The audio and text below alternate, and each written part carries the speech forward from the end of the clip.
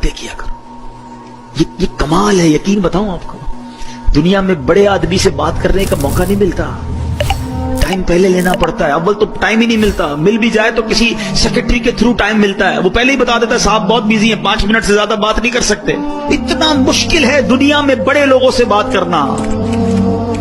مگر میں بتاتا ہوں جس نے کائنات بنائی ہے اس سے بات کرنا کتنا آسان ہے. میرے اور رب کے بیچ میں کوئی سیکرٹری نہیں ہے. ہاتھ اٹھاؤ اور ڈائریکٹ بات کرنا شروع کرو. جتنی دیر کرنی ہے کرو نا بات. اور وہ خود فرماتا ہے ادعونی استجب لکم, مانگو میں تمہیں عطا کروں گا.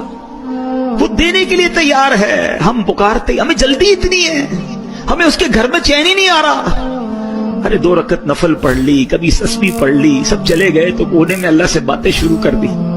سوچو نا, اپنی ماں سے جب آپ تڑپ کر بات کرتے ہو تو ماں سینے لگا لیتی. جب اللہ سے عرض کرو گے کہ مولا پریشان ہوں, اے میرے مولا پھنس گیا ہوں, اللہ بہت گناہ ہو گئے ہیں, نہیں چھوٹ رہے گناہ, مالک کسی طریقے سے بچا لے, اے اللہ حرام روزی سے بچا لے. بولو نا جو دل میں اللہ سے, کون روک رہا ہے تمہیں؟ اور جس زبان میں بات کرنی ہے کرو.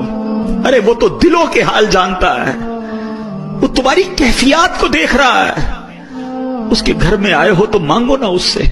ارے تمہارا مہمان تمہارے ڈرائنگ روم میں بیٹھ جائے اور رونا شروع کر دے کہ پریشان ہوں, تو کیا دھکے دے کے نکالو گے؟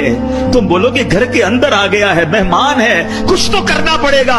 ارے قریب کے گھر میں آ گئے جب تم اور ادھر آنسو بہانا شروع کر دیے تو کیا خالی لوٹ آئے گا؟ تمہیں اندازہ ہی نہیں کہ اس کے گھر میں آ کر دل سے مانگنے پر وہ کیا کیا عطا فرمائے گا. آنا جانا رکھو, تھام لو مسجد کو,